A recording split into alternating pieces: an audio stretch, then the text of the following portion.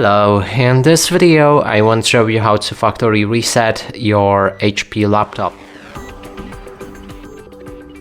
And to do this, first we'll need to click on the Start in the bottom left corner, then move to the Settings, and inside select System.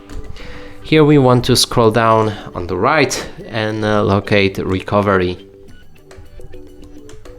Enter it, and then there's a Reset PC button. Click on it to begin the reset process. Now we can choose one of the options to either keep our files or remove everything. In this case, we're gonna go and remove everything. Now wait a few moments. Here we can choose how we will reinstall our Windows with the cloud download. That means it will download Windows from cloud, and you will need the Wi-Fi connection for it, and I wouldn't recommend it.